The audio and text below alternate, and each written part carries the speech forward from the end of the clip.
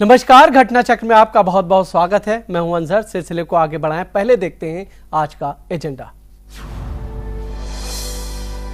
झारखंड में तीसरे चरण के लिए 17 और जम्मू कश्मीर में 16 सीटों पर कल होगा मतदान। पूर्व सीएम बाबूलाल मरांडी समेत झारखंड के कई दिग्गजों की किस्मत का होगा फैसला। बीजेपी ने 50 से ज्यादा सीटों के साथ बहुमत का किया दावा। और शेर कश्मीर स्टेडियम में दहाड़े प्रधानमंत्री मोदी, कहा AK-47 पर दब रही उंगलियों से ज्यादा ताकतवर है ईवीएम पर दबाई गई उंगलियां। उमर का बयान, मोदी की रैली के लिए जम्मू से लाए गए लोग।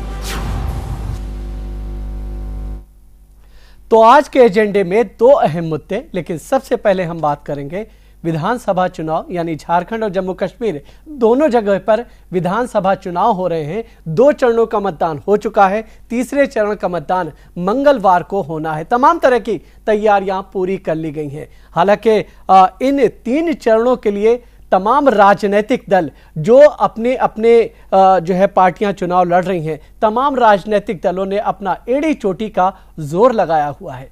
तय होना है कि आखिर 289 जो उम्मीदवार झारखंड में अपनी किस्मत आजमा रहे हैं और करीब 144 के आसपास जो जम्मू कश्मीर में उम्मीदवार अपनी किस्मत को आजमा रहे हैं, कहां ऊंट किस करवट बैठता हुआ नजर आएगा, ये वक्त बताएगा। 23 तारीख को इसका जो है तस्वीर साफ हो पाएगी। लेकिन क्या कुछ इक्वेशन बन रहा है, किस तरह से जो है जनता को लुभाने की नेताओं ने कोशिश की है, वो भी जानने की कोशिश करेंगे। साथ ही साथ क्या कुछ हो रहा है इन राज्यों में, इसे भी हम समझने की कोशिश करेंगे। हमारे साथ इस वक्त जो है 5 खास मेहमान मौजूद हैं। नीरा शास्त्री जी हैं, बीजेपी की नेता हैं, उनका बहुत बहुत स्वागत करते हैं। हमारे साथ आलोक कुमार जी हैं, वरिष्ठ पत्रकार हैं, उनका बहुत बहुत स्वागत करते हैं। हमारे साथ पुष्पेंद्र कुलश्रेष्ठ, अजीत वर्मा और झारखंड से दिलीप के सिंह, ये 3 वरिष्ठ पत्रकार हैं, ये जुड़ रहे हैं। हम इनका भी बहुत बहुत स्वागत करते हैं। तो बातचीत को आगे बढ़ाया जाए। सबसे पहले दिलीप जी, हम आपके पास आना चाहेंगे। 17 सीटों पर विधानसभा चुनाव होने हैं, क्या कुछ तैयारियां और किस तरह से जो है चुनाव को आप देख रहे हैं वहां पर?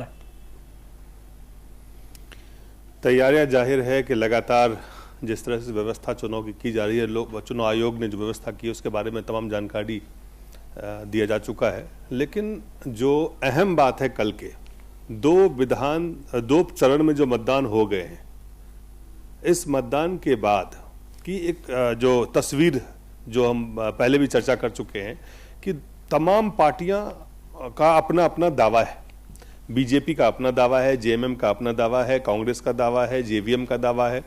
लेकिन अगर आप ये पूछना चाहते हैं कि इन दावों की हकीकत क्या है, तीसरे चरण तक पहुंचते पहुंचते किन पार्टियों के दावों में कितना दम है, कौन सी टीम कितनी मजबूती से काम कर रही है, कौन से टीम के में एक तरह से एकमतता है, या कौन सी टीम ऐसी है जो लगातार एक दूसरे के टांग खींचने में लगे हुए हैं। क्या यहां नरेंद्र मोदी के लहर का कोई असर है, या फिर हेमंत सोरेन ने जिस तरह से नरेंद्र मोदी के ऊपर हमला बोला है उसका असर होगा। कई तरह के सवाल हैं। झारखंड के अब तीसरे चरण के मतदान का लगभग प्रचार पहले खत्म हो चुका था। कल सवेरे से मतदान होंगे और मतदान के बाद की तस्वीर कल हम बताएंगे आपको तीसरे चरण के मतदान के बाद। लेकिन 2 चरण में जो मतदान हुए हैं उसका क्या असर होना है तीसरे चरण में, यह अहम है, इस पर भी चर्चा करेंगे। लेकिन दिलीप जी, चूंकि आप वहां पर मौजूद हैं, क्या कुछ किसमें कितना दम नजर आ रहा है? ये आप अपना सवाल दोहराइए। हम ये जानना चाहते हैं, आप दम की बात कर रहे हैं, किस पार्टी में कितना दम आपको दिख रहा है? अलग अलग पार्टियों की स्थिति अलग अलग है। आप चूंकि जब पहले चरण के मतदान की तरफ हम उस पर देख रहे थे तो वहां एक अलग तरह के मतदाताओं का जो है स्पष्ट रूप से उनके पकड़, खास करके पलामू, गढ़वा, चतरा, वो इलाके हैं जहां बिहार से जो सटा हुआ है, जहां पे जिसको कहते हैं बाहरी और अंदर 2 तरह के जो मतदाता है यहाँ पे, तो वो पहले चरण के मतदाता। कोल्हान में बीजेपी का गढ़ रहा है। तीसरे चरण का वो है जहां पे नक्सलियों का खास करके वर्चस्व कम है या नहीं के बराबर है, ये भी कह सकते हैं। कुछ ऐसे क्षेत्र हैं जहां बिल्कुल नहीं है, तो वो जो प्रभाव था वो यहां पे तीसरे चरण में नहीं रहेगा। लेकिन जो बात आप पूछ रहे हैं कि किसके टीम में कितना दम है, तो मैं आपको 2-3 बातें पहले बता दूं। सबसे पहले बात करते हैं भारतीय जनता पार्टी की। भारतीय जनता पार्टी के पूरे प्रचार प्रसार में एक व्यक्ति, एक नेता और उसी नेता के आजू बाजू पूरी अपने उनके प्रचार अभियान पूरे तौर से नरेंद्र मोदी के इर्द गिर्द सारी कुछ है। लेकिन अगर नरेंद्र मोदी का लहर 2014 के लोकसभा चुनाव का जो अब तक का, अगर हरियाणा में, महाराष्ट्र में जो बीजेपी ने जीत दर्ज की है, उसका असर, इन तमाम चीजों के बारे में अगर हम झारखंड में बात करें, झारखंड में भी नरेंद्र मोदी ही है, नरेंद्र मोदी ही सिर्फ छाए हुए हैं, उन्हीं के नाम से सब कुछ चल रहा है। लेकिन यहां जो टीम है, यहां जो स्थानीय नेता है, यहां जो उनकी टीम है, उस टीम के अंदर में अगर हम बात करें तो वो शक्ति कितना है कि वो नरेंद्र मोदी के लहर को वाकई वोट में जब मतदान कल होंगे, मतदाताओं को किस हद तक प्रभावित करके या कितना मेहनत करके वाकई वो मतदान केंद्र तक ले जा पाएंगे, क्या उन उम्मीदवारों को जिता लेंगे, ये एक सवाल है। लेकिन ये सवाल तब हम देखेंगे जब हम इसके अंदरूनी कलह जो आज बीजेपी में साफ साफ, अगर आप जब बात करेंगे किसी भी बीजेपी के नेता पे, यहां जो आपको ऑफ रिकॉर्ड जब बात करते हैं तो नरेंद्र मोदी के लहर के बारे में सब बात करते हैं, लेकिन जो उम्मीदवार हैं, जो उन उम्मीदवार के खिलाफ जो बागी थे, जो टिकट सोच रहे थे उन्हें मिलना चाहिए था, तो वो तमाम लोग हैं। प्लस कई नेता हैं यहाँ पे, अर्जुन मुंडा अलग है, रघुवर दास अलग हैं, सरजू राय अलग हैं, रविंद्र, तो कई तरह के नेता, कई नेता हैं। उन तमाम नेताओं के अपने अपने समर्थक हैं। वो तमाम समर्थक अलग अलग तरह से प्रचार प्रसार में जुटे हैं, लेकिन वो अपने स्वार्थ के लिए, बिल्कुल अपने स्वार्थ के लिए नरेंद्र मोदी के लहर को, या वो नरेंद्र मोदी के लहर को वाकई परिणाम में बदल करके पार्टी को जिताने के लिए काम कर रहे हैं। ये एक सवाल ऐसा है जिसका जवाब जब कल मतदान केंद्र पे हम जाएंगे, देखेंगे, तब आपको हम बेहतर बता पाएंगे कि किस तरह से चीजें हो रही है। ठीक है आलोक, किस तरह से आप देख रहे हैं? दिलीप जी कह रहे हैं कि एक जो दम की बात है, तमाम राजनीतिक दल अपने अपने तौर पे तमाम तैयारियां किए हुए हैं, लेकिन दिलीप जी का कहना यह है कि झारखंड में नरेंद्र मोदी का नाम तो चल रहा है, लेकिन जो उनकी पूरी टीम है उसमें जो है कुछ बगावत भी है, कुछ टिकटों से नाराज़गी भी है, और ये भी कह रहे हैं कि तमाम चीज़ें जो हैं वो इतनी सक्षम है। ये तस्वीर आगे जाकर के साफ हो पाएगी कि वो वोट कन्वर्ट में हो पाता है या नहीं, किस तरह से देख रहे हैं आप? मैं तो अभी दर्शकों को ज़्यादा जरूरी होगा, 17 मतदान केंद्रों पर विधानसभा क्षेत्रों में चुनाव होना है जी, और इन 17 क्षेत्रों के जो उम्मीदवार हैं उनके लिए कत्ल की रात है ये। और जिस ढंग से वहाँ मेहनत किया जा रहा है, और दिलीप जी इशारा कर रहे थे, दिलीप जी बता रहे थे कि जो 2 चरण में फ्री हो गए हैं बड़े नेता, अर्जुन मुंडा हो, सरयू राय हो, रघुवर दास हो, बीजेपी की अगर बात करें तो ऐसे ही कांग्रेस की गीताश्री उरांव हो, सुखदेव भगत हो, ये लोग फ्री हो चुके हैं। इनकी चुनाव, इनके लिए मतदान हो चुका है। अब ये फ्री होकर के डोर टू डोर कैंपेन में जो 17 विधानसभा क्षेत्रों में आज चुनाव कल होना है उसके लिए लगे हुए हैं। और बड़े कायदे से दिलीप जी ने बताया ये कि वहां झारखंड में आपको टास्क तो पार्टी से दिया जाता है कि जाइए उम्मीदवार की मदद कीजिए, लेकिन आप दिल में क्या रख कर जाते हैं और उसका काम लगाते हैं या मदद करते हैं, ये आप ही जानते हैं। और झारखंड की लंबी फहरिस्त है और जिसकी ओर इशारा कर रहे थे, यही एक वजह है, यही एक कारण है जिसकी वजह से अब तक जो 33 सीट के मतदान हो चुके हैं वोटों, और कल अगर 17 कुल मिला के 50 से ज्यादा 50 सीटों पे मतदान हो जाएगा। और अभी भी तस्वीर साफ उभरती नहीं दिख रही है कि कौन सबसे बड़ा दल निकल के आता जा रहा है। यूं तो कह रहे हैं लोग कि जिस ढंग से रैलियां हो रही हैं नरेंद्र मोदी की और प्रधानमंत्री की 10 रैलियां में से अभी 8 तकरीबन हो चुकी हैं, 2 और होनी बाकी है, तो इन रैलियों से एक हवा तो बनता हुआ दिख रहा है, एक लहर तो है। झारखंड के धरातल पे संघ का बड़ा काम है, और जब झारखंड बना था उस वक्त ये मान के रखा गया था कि झारखंड ही एक ऐसा राज्य होगा जहां भारतीय जनता पार्टी की निरंतर सरकार रहेगी, क्योंकि वहां झारखंड में भारतीय जनता पार्टी के फॉलोअर्स, संघ के फॉलोअर्स की कमी नहीं है। लेकिन उसी संघ में कई संघ के लोगों की ओर से इंडिविजुअल कैंडिडेट के तौर पर कई लोगों की मदद की जाती है, क्योंकि भाजपा में इतने दागदार चेहरे हैं कि उनसे संघ के लोग मदद नहीं करते, उन्हें नहीं मदद करते, ये है। और दूसरी वास्तविकता है कि एक दूसरे की टांग खिंचाई की पराकाष्ठा है, आप उसको देख सकते हैं। आप अगर मिसाल के तौर पे कह रहे हैं तो पहले मुख्यमंत्री, झारखंड के पहले मुख्यमंत्री के खिलाफ पार्टी के अंदरूनी बगावत की वजह से उन्हीं कुर्सी जानी पड़ी। दूसरे मुख्यमंत्री को उनकी बगावत की वजह से, बगावत नहीं, चुनाव, लोकसभा चुनाव हारना पड़ा। तीसरे मुख्यमंत्री जो शिबू सोरेन बने, वो मुख्यमंत्री रहते हुए चुनाव लड़ने जब गए तो उस समय वो इतिहास रच दिया गया कि वो चुनाव में हार गए, मैदान में खेत रहे। चौथे मुख्यमंत्री मधु कोड़ा ने निर्दलीय होने का एक रिकॉर्ड ही बना दिया।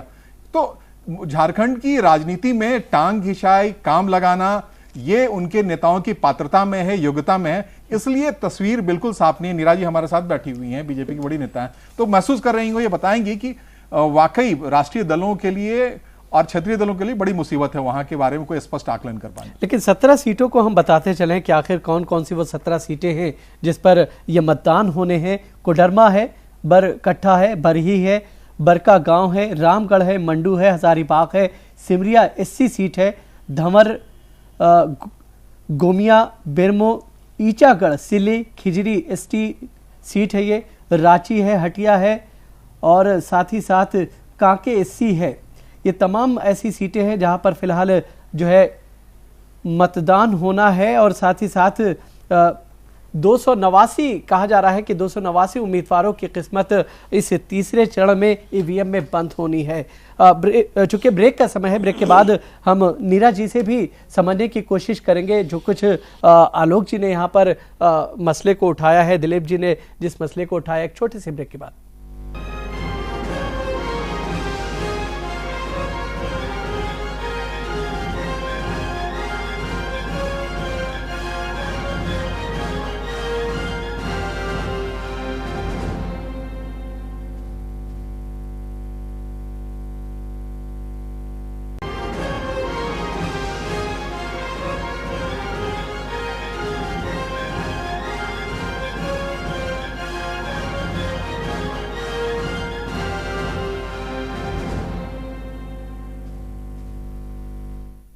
ब्रेक के बाद घटना चक्र में आपका एक बार फिर से स्वागत है। हमारे साथ तमाम मेहमान मौजूद हैं। जिस तरह से ब्रेक से पहले दिलीप जी बता रहे थे कि क्या कुछ स्थिति है और किस तरह से पार्टियों के अंदर भीतर घात भी एक समस्या है। यहाँ पर जो बागी बन के उम्मीदवार उतरे हुए हैं, कहीं ना कहीं उन्होंने राजनीतिक पार्टियों के लिए एक तरह से मुसीबत खड़ी कर रखी है। पेश है इसी पर एक खास रिपोर्ट।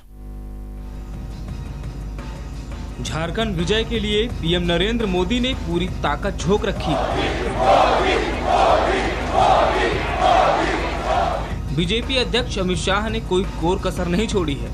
केंद्र सरकार के पूरे 17 मंत्री झारखंड के चप्पे चप्पे की खाक छान रहे हैं। इस सब के बावजूद एक डर है जो इन कोशिशों पर भारी पड़ सकता है। डर भी ऐसा वैसा नहीं, क्या पार्टी अध्यक्ष, क्या पार्टी प्रभारी और क्या पूर्व सीएम, इस डर से सब सहमे हैं। सहमने की वजह भी है। झारखंड बीजेपी का शायद ही कोई ऐसा नेता हो जो इस डर का शिकार ना हुआ हो या इस डर ने किसी को शिकार ना बनाया हो। इस डर का नाम है भीतरघात।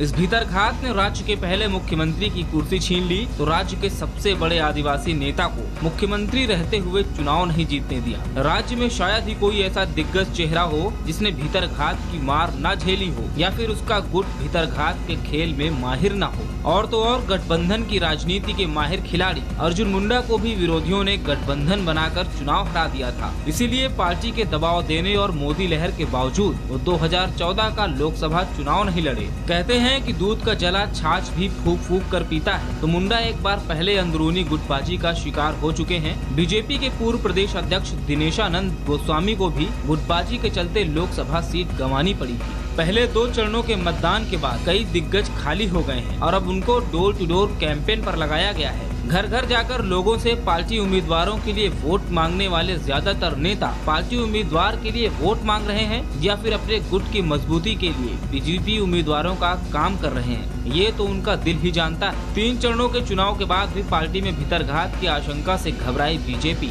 मोदी के पोस्ट में किसी दूसरे झारखंडी नेता की तस्वीर चस्पा करने की हिम्मत नहीं जुटा पाई है। डर है कि पोस्टर बॉय का चेहरा सामने आते ही बाकी धुरंधर अपने काम पर लग जाएंगे। Bureau report, Jain TV. तो गुटबाजी और भीतरघात का जो डर है तमाम राजनीतिक दलों के लिए एक तरह से परेशानी खड़ी करता हुआ नजर आ रहा है। नीरज जी हमारे साथ मौजूद है। नीरज जी किस तरह से देख रही हैं, क्योंकि दिलीप जी भी उस तरफ इशारा कर रहे हैं, आलोक जी ने भी उस तरफ इशारा किया है। जी, मैं समझती हूँ कि 14 वर्ष एक बहुत लंबा समय होता है, उसमें 3 बार राष्ट्रपति शासन भुगता और बाकी टूटी फूटी सरकारें चली। जिस प्रदेश में सबसे ज़्यादा प्राकृतिक संपदा हो और उससे विकास में बहुत आगे बढ़ जाना चाहिए, वो कहीं बहुत ज़्यादा पीछे छूटा। आम आदमी इस वक्त विकास चाहता है और विकास को नरेंद्र मोदी जी और प्रधानमंत्री से जोड़कर देख रहा है। और इस वक्त एक स्ट्रॉन्ग नेतृत्व, जिसे कहना चाहिए सशक्त नेतृत्व भारतीय जनता पार्टी के पास है, वो माननीय नरेंद्र मोदी। तो सवाल यही है ना कि वो कैसे हो पाएगा। देखिए बता रहे हैं, हाँ। बोलने दीजिए। उसमें हम बता रहे हैं कि नरेंद्र मोदी जी के अपना एक प्रभावशाली व्यक्तित्व, जिसमें जब वो 42 कंट्रीज के लेकिन अध्यक्षों से, शीर्ष के नेताओं से मिले, तो वो उनका लोहा मान रहे हैं। तो इस वक्त जो प्रदेश के नेता हैं, जिनकी कुछ भी घटनाएं पूर्व में घटी हो, इस बार देश की जनता ये चाहती है कि पूर्ण विश्वास नरेंद्र भाई मोदी में व्यक्त करना चाहती है। ठीक है। दिलीप जी कुछ कह रहे हैं आपसे। जी दिलीप जी। नीरा जी जो बात कह रही हैं कि नरेंद्र मोदी का असर है, इसको अस्वीकार नहीं किया जा सकता है जी। लेकिन जो पार्टी की टीम है यहाँ पे, जो टीम यहाँ पे मैनेजमेंट, बूथ मैनेजमेंट तक कर रही है, उस टीम के अंदर में क्या टीम स्पिरिट है? देखिए मैं बताना चाहूंगी दिलीप जी, मैं यही बात आपसे कहना चाह रही हूँ। मुझे लेट मी कंप्लीट मैडम। जी। मैं सिर्फ ये कह रहा हूं कि जो आपकी टीम है, मैं नरेंद्र मोदी के लहर का, असर का विश्लेषण नहीं कर रहा हूं, लेकिन जो बीजेपी की टीम, बीजेपी जो झारखंड में इस वक्त चुनाव लड़ रही है, उस टीम के अंदर में टीम की तरह नहीं, वो प्लेयर की तरह काम कर रहे हैं। जी। वहां पे हर व्यक्ति जो है वो टीम प्लेयर नहीं बनके अपने अपने इंडिविजुअल प्लेयर के रूप में काम कर रहे हैं। यहां पे प्रॉब्लम है। जब तक आप एक टीम के रूप में खेलते हैं तब तक आप जीत सकते हैं। अगर नरेंद्र मोदी के लहर के असर को आपको वोट में तब्दील करना है तो आपको एक टीम के रूप में लड़ना होगा, जो यहां पे नहीं है। नहीं दिलीप जी, मैं कहना चाहूंगी कि ये पूर्व में इस प्रकार की बातें रही हूँ। इस वक्त जो बात है वो अमित शाह जी का नेतृत्व और नरेंद्र भाई जी का नेतृत्व जो है, दिलीप जी इस वक्त की बात कर रहे हैं। आजकल क्या कुछ हो रहा है वो सब मैं आज की बात कर रहा हूँ। चाहूंगी कि एक प्रभावी नेतृत्व। नीरा जी मैं आपको सिर्फ एक चीज बताना चाहता हूँ। आप ये देखिए, नरेंद्र मोदी के लहर का असर का आप कोल्हान में दूसरे चरण में जो मतदान हुए, वहां पे अर्बन एरिया में मत प्रतिशत कम था जी। इसका क्या मतलब माना जाए कि क्या बीजेपी के कार्यकर्ताओं ने, बीजेपी के जो वो टीम थी, बीजेपी जो मतदाताओं को मतदान केंद्र तक ले जाते, वो नहीं ले गए?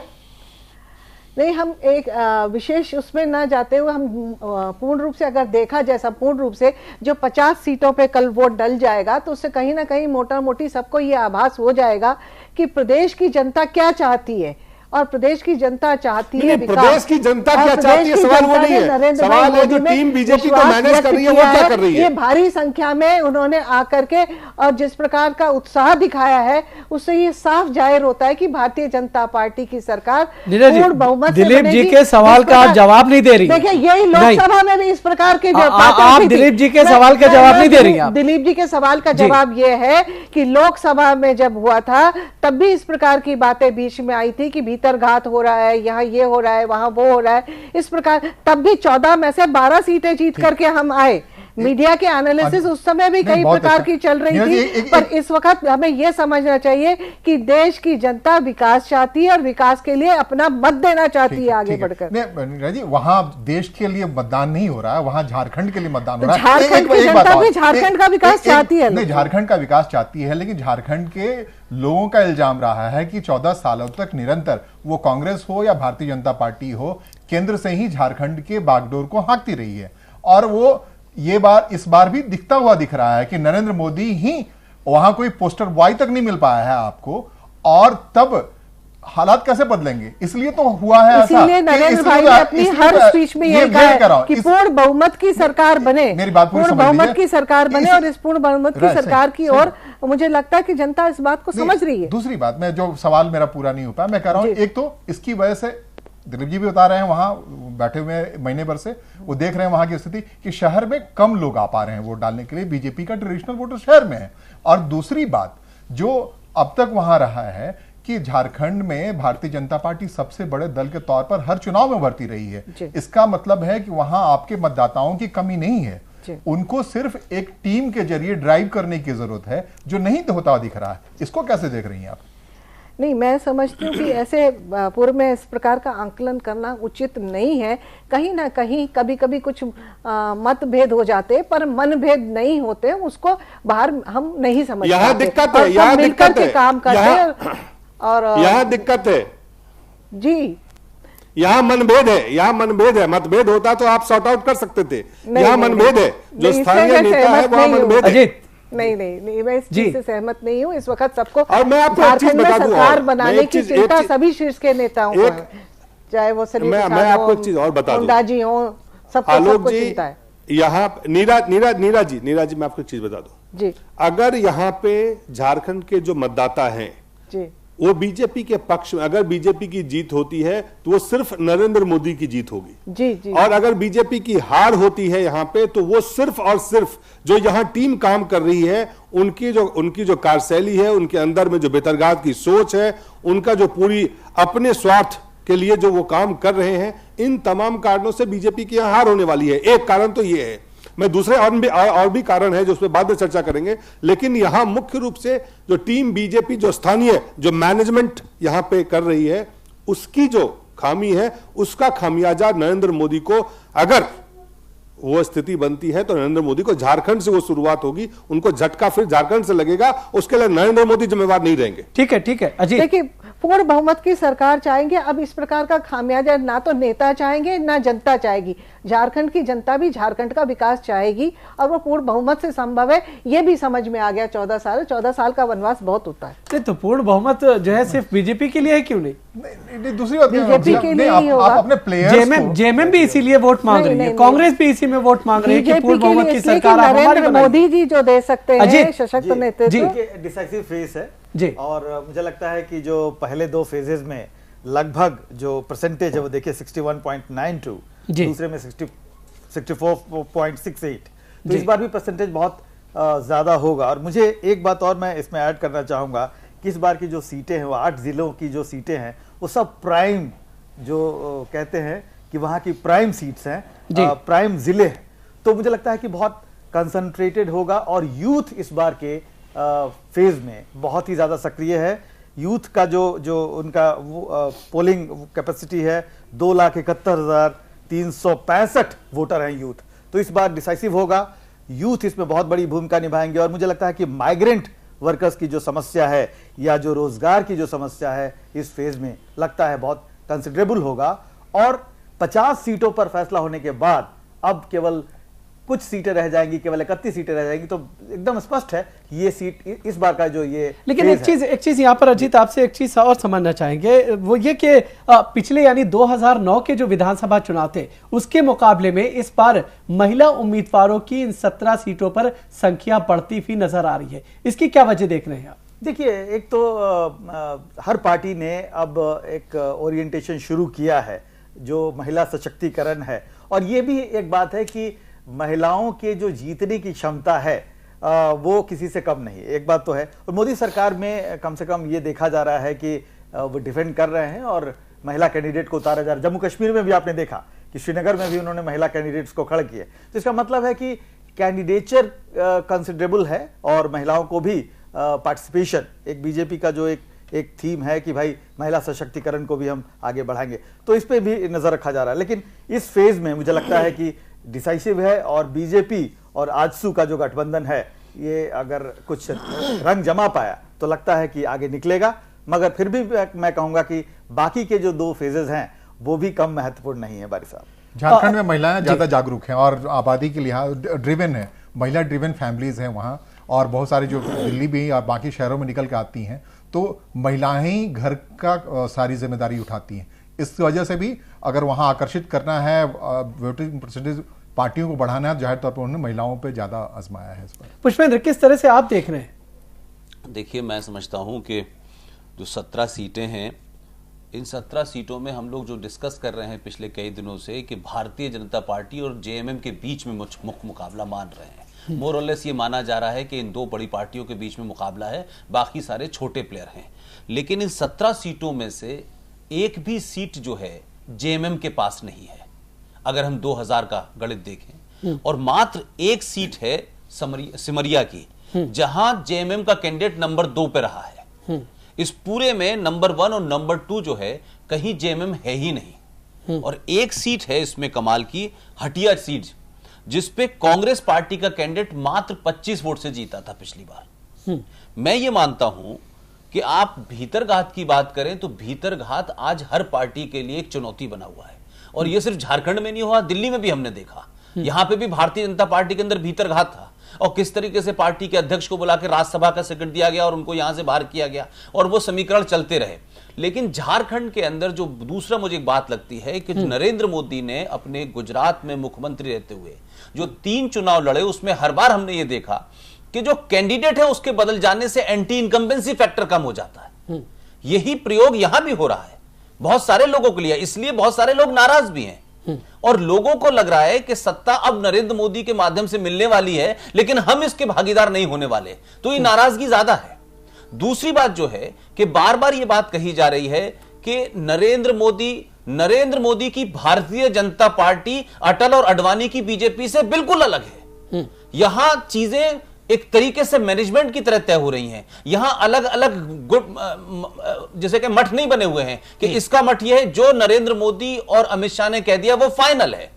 तो बहुत सारी चीजों के बारे में आपको याद होगा कि बिहार में जब चुनाव हो रहा था उस वक्त भी बहुत सारे यहां पे लोग ये कहते थे कि साहब देखिए रामविलास पासवान को 6 सीटें और 7 सीटें नहीं देनी चाहिए थी और ये नहीं करना चाहिए था। तो गुटबाजी मैं समझता हूं इस पूरे इलेक्शन में रही है। लेकिन जो बात शुरू में आलोक भाई ने मेरा ख्याल है दूसरी बार इस डिस्कशन में कही उन्होंने, दिलीप जी ने भी इस बात को, नहीं मैं जो दूसरी बात कह रहा हूं वो तो बात मान रहा हूं मैं जो कहना चाह रहा हूं, जो मैं आलोक भाई की बात, कि झारखंड के अंदर भारतीय जनता पार्टी कभी मजबूत नहीं थी। भारतीय जनता पार्टी वहां मजबूत नहीं थी, वहां आरएसएस की जमीन पे किए हुए काम की फसल बीजेपी काटती थी। ठीक है। और उसकी वजह से बार बार यह हो रहा है कि बीजेपी के लोगों से लोगों का मोह भंग हो गया हो, लेकिन संघ के लोगों ने बहुत सारे उन लोगों का साथ भी नहीं दे रहे जो बीजेपी में होते हुए भी हैं, लेकिन उनको मालूम है कि ये लोग खराब हैं इसलिए उनका साथ नहीं दे रहे। चलिए दिलीप जी कुछ कहना चाह रहे हैं। दिलीप जी, मैं जो पुष्पेंद्र ने जो बात कही कि अब इस दौर में, नरेंद्र मोदी के दौर में जो बीजेपी है वहां मैनेजमेंट की जो बात उन्होंने कही, वाकई वो बात बहुत हद तक मैं मानता हूं कि मैनेजमेंट जो है वो एक अहम आज के दिन में इस पार्टी में अहम भूमिका है, अहमियत है उसकी। लेकिन सवाल ये है कि जो मैनेजमेंट करने वाले लोग हैं यहां पे, क्या वो नरेंद्र मोदी जी के लहर का, असर का फायदा उठा के पार्टी के उम्मीदवार के पक्ष में मतदान केंद्रों तक मतदाताओं को ले जाके उसके लिए उतनी जद्दोजहद मेहनत करके उसकी तैयारी कर रहे हैं? यहां पे सवाल उठता है। सवाल वो नहीं है कि आप वहां पे भीतरघात हर पार्टी में है, गुटबाजी हर पार्टी में है, बीजेपी सिर्फ अकेली पार्टी नहीं है जहां भीतरघात और गुटबाजी है।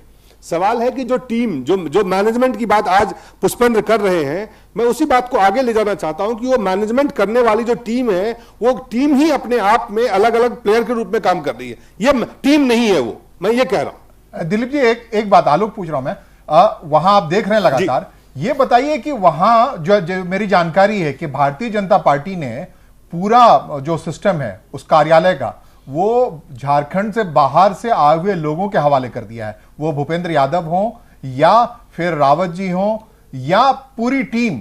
उन्होंने वहां ये मान के चले हैं, वो भारतीय जनता पार्टी को बिल्कुल किनारे कर दिया गया है। जो रविंद्र राय वहां के प्रदेश भारतीय जनता पार्टी के अध्यक्ष हैं, लगभग नहीं के बराबर वो प्रेस कॉन्फ्रेंस कर पा रहे हैं, लगभग नहीं के बराबर दिख पा रहे हैं। बाकी लोग जो अर्जुन मुंडा थोड़े बहुत दिख रहे हैं और अर्जुन मुंडा लगातार कोशिश कर रहे हैं कि इस ढंग से जो बातें कही जा रही हैं भ्रष्टाचार के खिलाफ वो इस तरीके से कही जाए कि कीचड़ उनकी ओर न उछल पाए।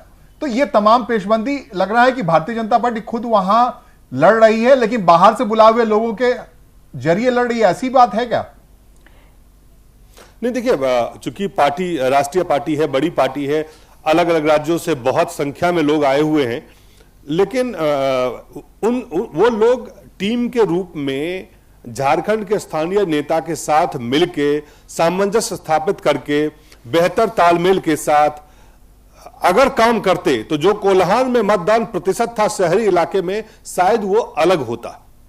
एक उदाहरण के तौर पे मैं ये कह रहा हूं। और दूसरी बात जो आप कह रहे हैं, वो स्थानीय नेता, तमाम नेता बीजेपी के कार्यालय में आते हैं, वो रहते हैं वहां पे, लेकिन वो स्थानीय नेता कितना हद तक चीजों को प्रभावित कर रहे हैं, कितना ज्यादा क्या उनकी कहीं चलती है या नहीं चलती है, अगर नहीं चलती है तो क्या वो नाराज हैं, ये ऐसे सवाल हैं जिनका जवाब कोई सीधा नहीं देता है।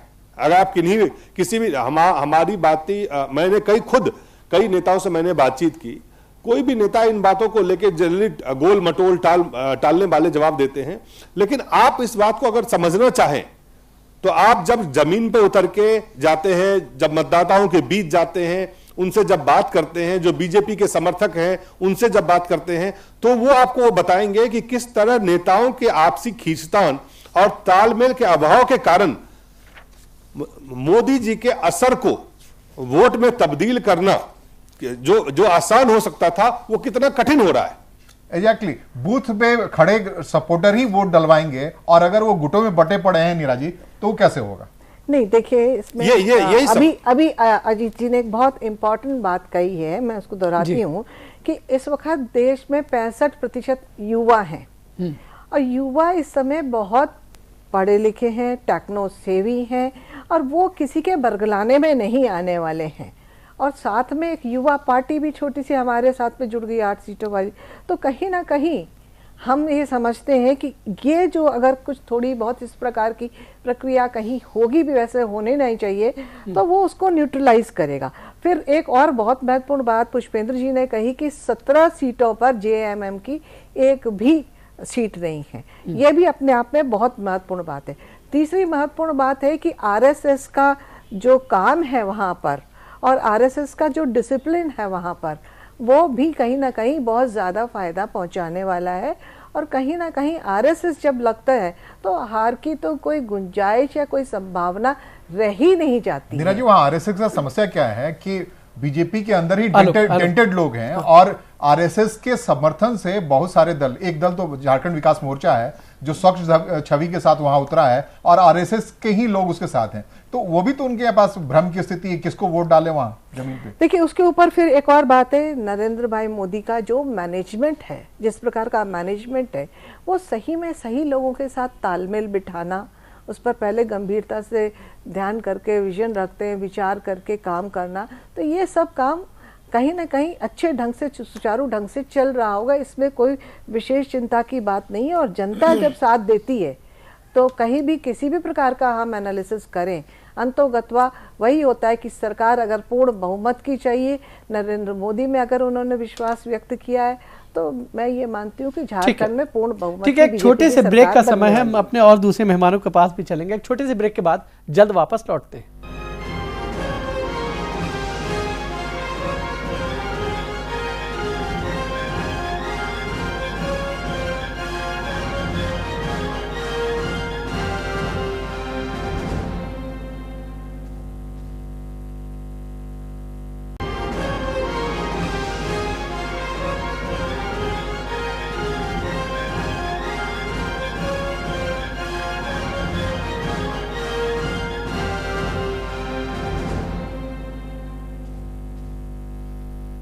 ब्रेक के बाद घटना चक्र में आपका एक बार फिर से स्वागत है। इस हिस्से में हम बात करेंगे जम्मू कश्मीर विधानसभा चुनाव की, क्योंकि वहां पर कल यानी मंगलवार को 16 सीटों पर मतदान होना है। जाहिर सी बात है, तीसरे चरण से पहले तमाम तैयारियां पूरी कर ली गई हैं, चूंकि जम्मू कश्मीर में सिक्योरिटी के तमाम कड़े बंदोबस्त किए गए हैं। इससे पहले आतंकवादी घटना भी वहां पर देखी गई थी, इस वजह से भी सुरक्षा और ज्यादा चाको चौबंद बनाई गई है। लेकिन दिलचस्प बात यह है कि वैली के अंदर नरेंद्र मोदी की पहली रैली हुई है, बड़ी संख्या में लोग वहां पर इकट्ठा हुए थे।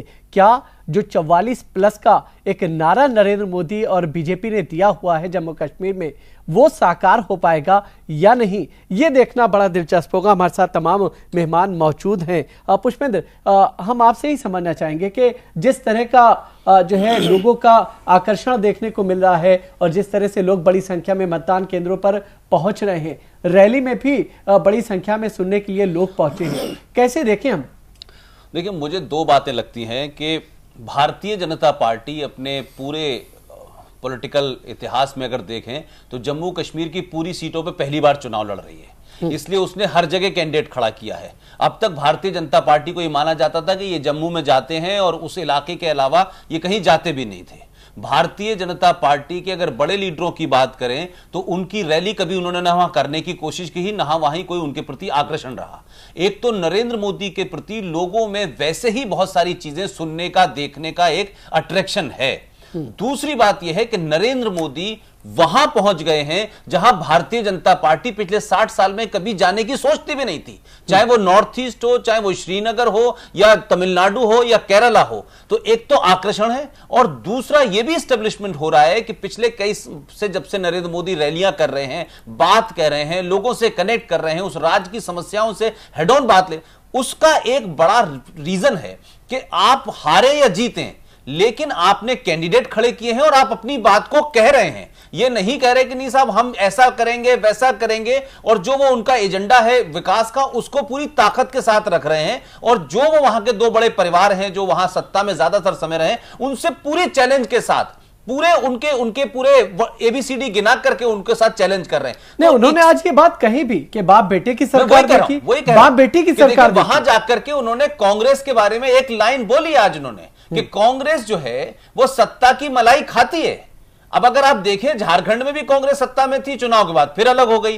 कांग्रेस वहां भी सत्ता में थी 6 साल, चुनाव से पहले फिर अलग हो गई। फिर कोई गणित बनेगा, फिर कांग्रेस तोड़ जोड़ करके आ जाएगी। तो सवाल यह है कि एक तो वो हेड ऑन ले रहे हैं और कश्मीर समस्या को लेकर के वो बार बार ये बताने की कोशिश कर रहे हैं उन लोगों को कि मैं इसके प्रति संजीदा हूं और जब तक विकास नहीं होगा आप पाकिस्तान की बात करते रहिए। कुछ अलहदगी पसंद लोग हैं वो पाकिस्तान की बात करेंगे, कुछ आजादी की बात करेंगे, कोई पत्थर मारेगा। ये तमाम सारी चीजें वहां के अवाम ने देखी है। लिहाजा मोदी के प्रति लोगों का एक अट्रैक्शन तो है। लिहाजा मैं ये मानता हूं कि रैली हो सकता है उनकी बड़ी कामयाब हो, लेकिन यह भी नहीं कहा जा सकता कि यह रैली जो है वैली में उनको बहुमत दिला पाएगी, यह मैं नहीं मानता।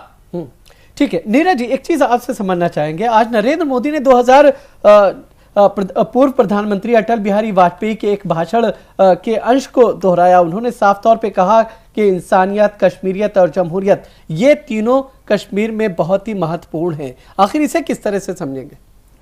इस तरह से समझेंगे कि जब इतिहास रचा जा रहा हो और प्रधानमंत्री हर महीने घाटी में पहुंच रहे हों और आवाम का जिस प्रकार से रुझान और मोहब्बत दिखाई दे रही हो, तो इसमें बहुत सोचने समझने के लिए कुछ नहीं रह जाता। ये रह जाता है कि कहीं ना कहीं जनता ने ये देखा कि घाटी में त्रासदी हुई तो किस प्रकार नरेंद्र मोदी जी ने उन्हें सहायता पहुंचाई और किस प्रकार से राहत सामग्री पहुंचाई, किस प्रकार से बचाव के कार्य किए, वो आज भूले नहीं है इस बात को।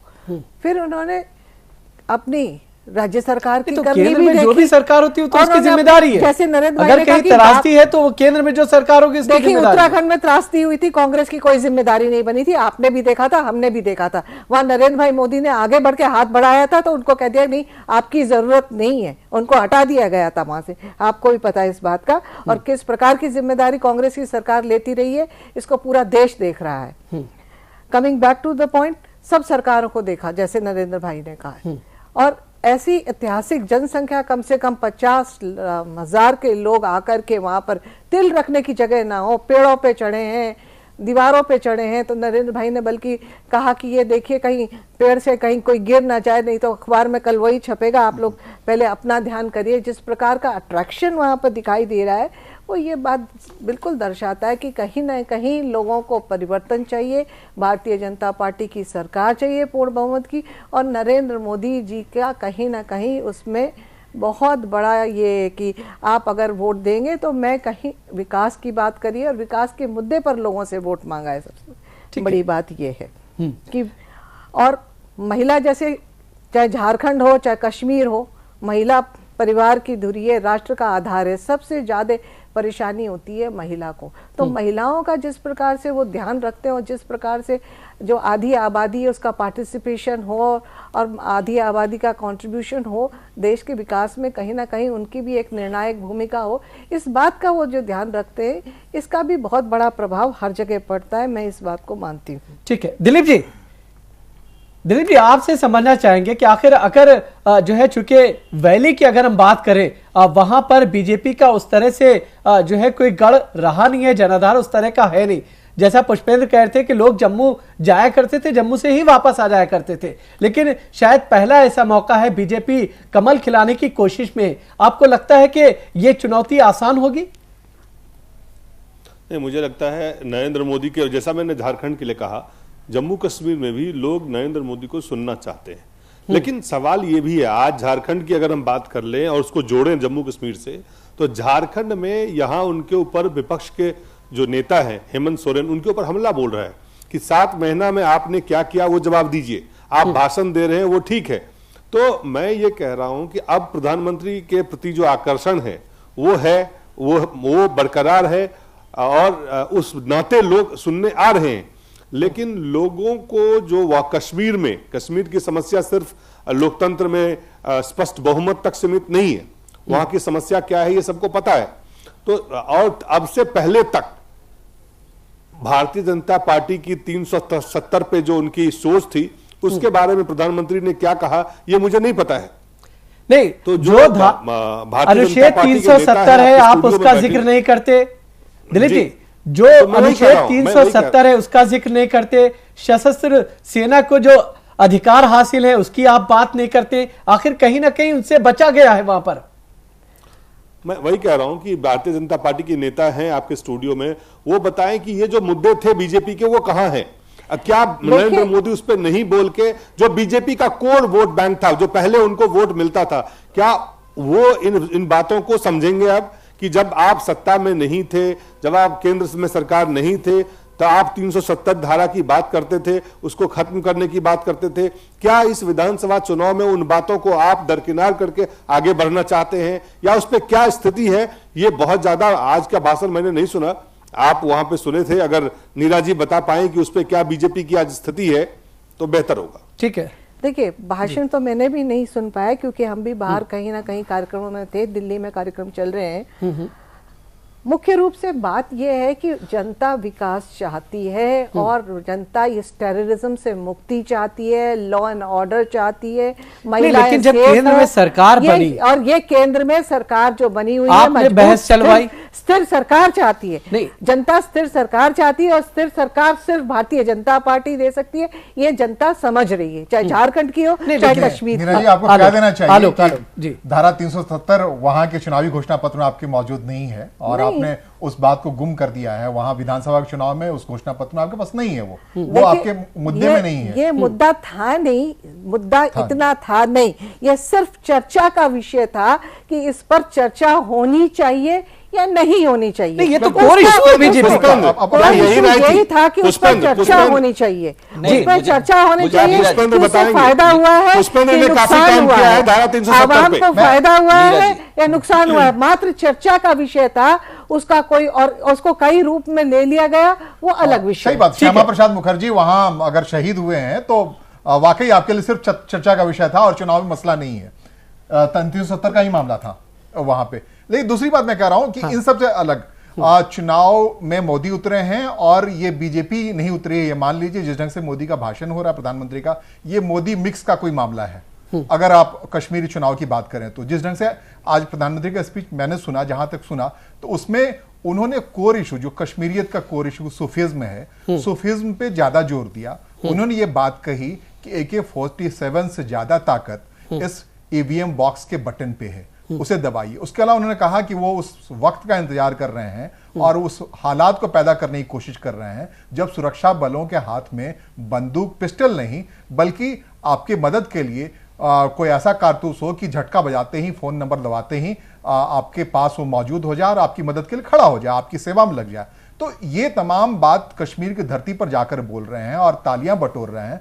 तो जाहिर तौर पर वो बीजेपी जो 370 की बात करती थी, जो घाटी को अलग करके देखती थी, जो जम्मू में ही कंसंट्रेट रहती थी, उस बीजेपी को छोड़ करके मोदी एक मोदी मिक्स की ओर बढ़ गए हैं, जहां से उनको 45 देशों में अपनी उपयोगिता नजर आती है, दुनिया में एक विश्व नेता के तौर पर बनने की एक पृष्ठभूमि होती नजर आती है। अब इसको और जाहिर तौर पे वहां पर जब श्रीनगर में वो जा रहे हैं तो आरएसएस उनके साथ नहीं है, आरएसएस का कोई किया काम नहीं है उस ढंग का कि कोर वोटर वहां से निकल आए। तो जो भी वोटर आएगा, जो भी वोटिंग होगा वहां, अगर और दूसरी बात कि वहां पे बूथ पे जो भी वर्कर खड़ा है वो सिर्फ और सिर्फ मोदी की इस विचारधारा की वजह से खड़ा है। जहां कोई कैंडिडेट नहीं मिलता था, वहां बूथ मैनेजमेंट के नाम पर आपके लिए लोग खड़े हैं, तो ये बड़ी बात है। ठीक है अजीत।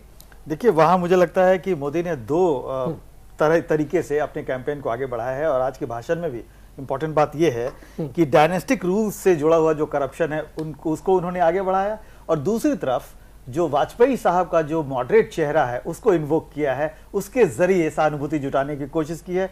तीसरी बात, कंटेंशियस इशू उन्होंने टच नहीं किया, 370 पे कुछ नहीं बोले, इसके अलावा आर्म फोर्स स्पेशल पावर मेरा सवाल है लेकिन पुष्पेंद्र से एक जो उन्होंने महत्वपूर्ण बात की वो ये कहा कि जो 2 बेकसूर जो नौजवान मारे गए थे उसकी गलती स्वीकार की है। इसका मतलब है कि एक इमोशनल फ्लेवर लेके और अपने जो वहां का जो पूर्ववर्ती सरकार है उसकी क्रेडिबिलिटी को नकार के और विकास के मुद्दे पर को आगे बढ़ा रहे। उन्होंने कहा कि आप हमें अपनाइए, मैं कुछ लेने नहीं आया हूं, मैं आपका विकास करूंगा। तो डेवलपमेंट का प्लान है प्रधानमंत्री का, और मुझे लगता है कि मोदी लेकिन चूंकि समय हमारे पास खत्म हो गया है जी, बहुत कम शब्दों में जानना चाहिए क्या वजह है कि कोर इश्यू से थोड़ा सा वादी के अंदर बचते हुए नजर आए पीएम पुष्पेंद्र? अच्छा, मैं सिर्फ ये कह रहा हूं कि देखिए, वादी में मैंने फिर कहा उनको सुनने लोग आ सकते हैं, उन्होंने पहली बार लोगों को कैंडिडेट बनाया है, ये तमाम सारी चीजें हैं, लेकिन बहुत सारे ऐसे इश्यूज हैं कि उस पे अक्रॉस द पार्टी लाइन लोगों की एक राय है। ये नहीं कह सकते कि पीडीपी का आदमी खड़े होकर के वहां ये कह दे कि हम धारा 370 नहीं चाहते और नेशनल कॉन्फ्रेंस का क्या हम चाहते हैं। उन सबको वो लाइन टो करनी पड़ेगी। और जिस तरीके से आप देखें गुलाम नबी आजाद की बात देखें, जिस तरह पीडीपी की महबूबा मुफ्ती की बात देखें, उन्होंने 2 दिन पुराने हमले को कहा कि यह मीडिया ने प्रोवोक कर दिया है, और जिस तरीके से कहा कि साहब ज्यादा यहां पे परसेंटेज में इलेक्शन हुआ है, इसकी वजह से आतंकवादी प्रोवोक हो गए, उन्होंने हमला कर दिया है। कश्मीर सिर्फ हिंदुस्तान का एक वो सूबा नहीं है जहां हाई परसेंटेज जो वोट है सिर्फ यही एक मायने रखता है। कश्मीर 2 मुल्कों के बीच में एक फसाद की, एक खलफिशार की जड़ भी है, उसको भी समझिए। अभी जो हमला हुआ है उसमें सिर्फ ये नहीं कह सकते कि कश्मीर के अंदर जो नरेंद्र मोदी का ये स्टेटमेंट है, इसको मैं समझ नहीं पा रहा हूं कि वहां फौज के हाथ में AK-47 ना हो, फौज के हाथ में बंदूक ना हो। वहां फौज इसलिए भी है कि एक हॉस्टाइल कंट्री आपके खिलाफ पूरे साल एक घुसपैठ करता है, इस वजह से भी है। और उसमें कुछ लोग जो पाकिस्तान के एजेंट हैं, चाहे वो सैयद गिलानी हो, चाहे वो मलिक हो, चाहे वो अंसारी हो, चाहे वो अब्बासी हो, ये तमाम सारे लोग उन लोगों को दावत देते हैं। इसीलिए मैं कह रहा हूं कि वहां की फौज के बारे में ये कहना कि वहां की फौज के हाथ में जो है फूल होगा, बंदूक नहीं होगी, वो इसलिए नहीं है कि सूबे की सरकार लोगों को मारना है, बल्कि इसलिए है कि बाहर से आने वाले लोगों को मांगना है। अनुच्छेद 370 समझना चाहता। बहुत बहुत शुक्रिया आप तमाम मेहमानों का। देखते रहिए जय न्यूज़।